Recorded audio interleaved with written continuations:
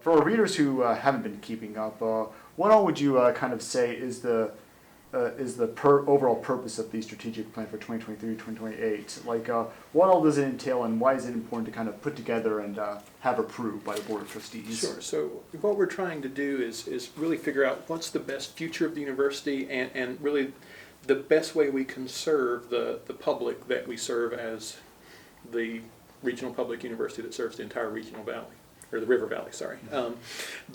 And so what we're looking for is you're trying to think about what do you already do, where are your strengths already at, what are the things that you see within reach, and what is the thing that has the biggest impact for the students we serve. But when you start the process of a new one, you've always been changed by the years that went before. So if you look at like some of our Pillar 1, for example, on student access, engagement, and success, one of the things that happened during the rollout and implementation of the last plan is we brought in an assistant provost that works with me, Dr. Blake Bedsole, that's over student success. That was a position that hadn't existed on this campus. And so as a part of implementing that strategic plan, we were able to build out the mechanism to make Pillar 1 something that we could actually make a lot of progress on, right? Because we didn't have the team in place, we didn't have the structures in place that now we're going to have in place, in part because of the work that was done with the last strategic plan. And so when you're doing this as effectively as you hope, what you normally would hope to see is that as you wind down one strategic plan, the next year you have another one ready to go live. When we talk about mission statements, who are we? Who are we really? Who do we really want to be? And how do we articulate that in a way that can inspire and get people excited and get us excited? And so a team got together and taking all that data, put together ideas, and then, lots of collaborative wordsmithing and discussion of, is this who we really are? Is this who we really want to be? And then writing that plan up.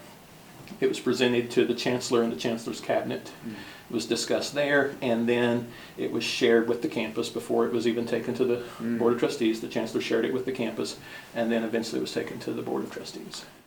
We really put a lot of effort this year, and before I got here, I know the team prior as well, in expanding that footprint, right, to cover the whole River Valley, more so than just Sebastian and Crawford County, right? And so getting into Northwest Arkansas, getting into the more central edge of the River Valley, right, and Pope and Yell counties, driving up our application counts, and then making sure that we yield more of those students as well. So some of that groundwork is already there.